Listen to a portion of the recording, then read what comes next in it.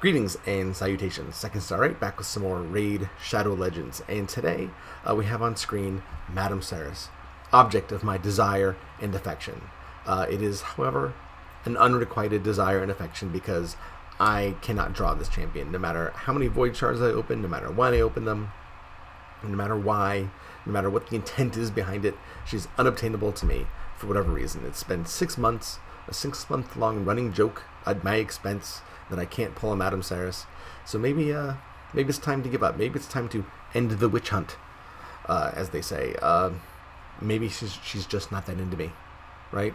Maybe it's time to settle down. Maybe it's time to, closing time at the bar and you see who's left so you don't go home alone, right? We've all been there. All right, so is there someone that can fulfill a similar role to Madame Serris? Maybe not as good, but maybe close enough. Maybe someone that I don't have to spend any resources on. Maybe it's someone I already have in my inventory, already have in my vault, sitting at home waiting. Maybe I have that geeky girl in the corner that is, everyone would notice it beautiful if she only took off her glasses and let her hair down out of her ponytail, right? You know what I'm getting at. Yes, I'm getting at every plot point of every teen comedy movie of the past 30 years. But unlike Joseph Gordon-Levitt in 500 Days of Summer, I am not going to be sad at the end. I am just going to move on and see what we got. Do we have that manic pixie dream girl somewhere that we can use instead of Madame Serris? And we do, in the form of Hope.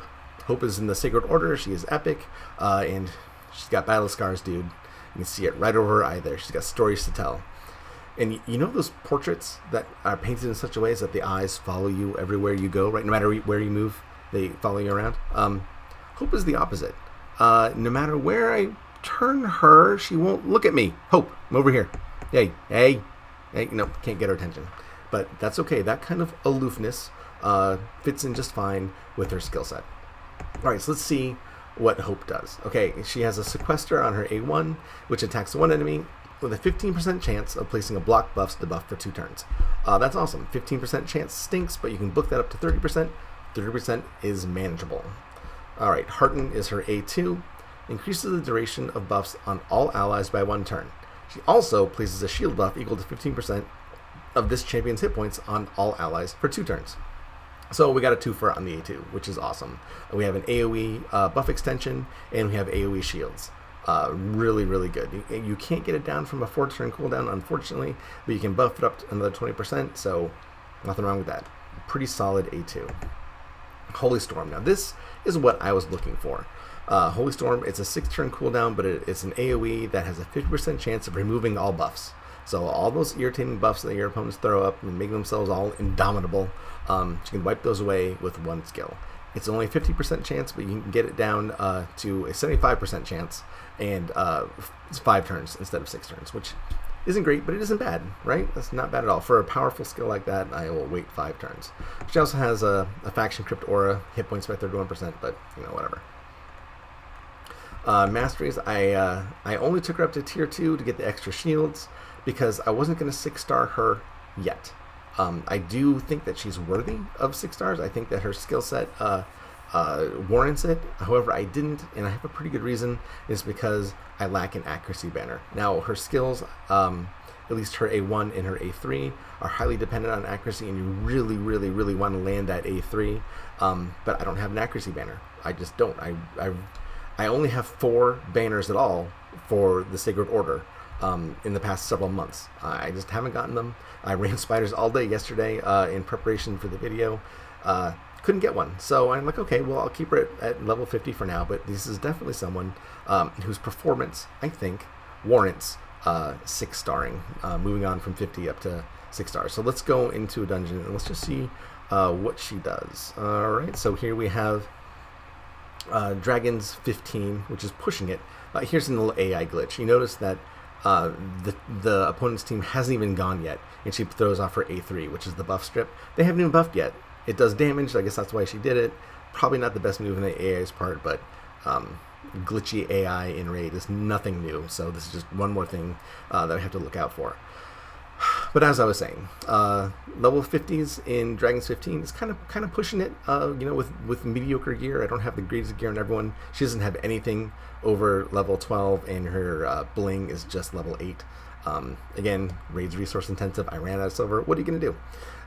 So I have hers. She's in here at level 50. Lord Chamfer's in here, bringing the HP buff, which is going to help her and Zealot's shields. I have Zealots in here, so I can have some double shield action going here because I thought that would be interesting. And I have Corpulent Cadaver to maximize on that, since his damage is all based on the size of his shield. And then Pitiless One is here for DPS. Not the best choice on my part. If you're going to go into to have a tanky team and go into a dungeon, you might not want to bring Pitiless One, even though he's fun. In Dragons, you need the really big hits to get him down, because the Scorches become hard to manage, especially at level 50. And that's what happens in this team. We actually fail this. All right, but that block there on the Crimson Helm was important, because you see he Vile Tongues there, and usually he will, she, I guess, will become block damage and then Vile Tongue. And she was unable to block damage. So we saved some time at the end of that second wave there. Here we are on the Scorches. We see massive amounts of shields there, because we have the shield sets, we have Hope shields, and then we hardly take any damage at all. But it's just the first one. They do get a little bit harder to manage as they go on, because the shield drops off, and you just have to manage it from your own shield and Zealotas. Point is, it gets harder, and we don't make it. What I do though, however, is replace Pitiless One with Cold Heart. Cold Heart, of course, max enemy hit point damage skill, really helps in boss fights, and especially as you go up in level. So she was able to pull us through that level. So as you can see, Hope did her job, everyone did their job, Cold Heart did the job, we got through, and we got some green shards. Fantastic. Here we have Fire Knight. Fire Knight, you would not think, I certainly didn't think that this would be a place for Hope, but I brought her in just to see what would happen, because I knew that there's some irritating mobs here, like you see the Gnarlhorns. When they put on their unkillable, they get super irritating. When you're going through on auto, the AI is constantly wasting time, wasting cooldowns, trying to get through them. But it just doesn't become an issue in this run, because it looks like we outrun them. I think we just speed through them and reduce their turn meter at opportune times, and we're able to get through that first wave without issue, I guess. But if there was an issue, Hope would be there to block the buffs or strip the buffs if necessary. All right, on to wave 2. 2 Vrasks, and Nethril, and who are those dudes in the end? I don't know. Are they Fortress Goons? Are they what are they? I don't even remember. But regardless, we make it takes a little bit longer to get through this wave. They only have, what is that? Ally Protect? Is that what they have going up? I don't even know. Regardless, this wave isn't where Hope shines. Where she comes in interesting is later on. So let's go over the team comp really quick to show you what's happening. There's a Fellhound at the end. He's kind of sitting under Skull Crusher's armpit there, so he's not super visible, but he's there, and he's there, of course, to bring Reflect. Skull Crusher's there for counterattack. Counterattack and Reflect are 2 key components for the boss fight. You usually only need one or the other. I brought them both in here just to see what would happen. And Apothecary is, of course, great. The 3-hit A1. Cold Heart's awesome, of course, with heal reduction and a 4-hit A1. Perfect for Fire Knight. And then Hope, you think she just has 1 hit. You know, what's she going to do? She strips buffs. You don't really need to strip the buffs from Fire Knight, because I don't even know that he does any. I can't remember off the top of my head. But regardless, buff management isn't something I think about when I build in a team comp for Fire Knight. So what's the deal here? All right, we're going to have to wait a little bit because we're a little bit out of sync, but we will get there. Okay, so there's the attack. There's the attack. All right, let's get set up. Counterattack's going up. Speed boost going up. Thanks for your 1 hit there, Hope. I appreciate it. All right, our reflect damage is up. 4 more hits. Let's go. Okay, we're going to run out. But there we go. So he has 10, down to 5 because we have the reflect up. Now the counterattacks kick in, and Fire Knight's open for business. All right, not bad at all. pretty fast. But what's key, and I don't know when she does it. There we go. Increased buff duration. She goes and she takes all the buffs from all the reflecting, all the counterattacks, the speed buffs, the ally protection, everything, and extends them on the Fire Knight. That's awesome, because what irritates me on Fire Knight when you're on auto is that how often you get out of sync. You're like, if they only waited one turn to do this, then the counterattack would have kicked in, and now I have to wait a whole other cycle for counterattack to kick in. With this extra turn, just improves your ability to manage that so much better. I have just endless amounts of frustration on Fire Knight with skills being out of sync and just not working the way I want to do it. And here works great.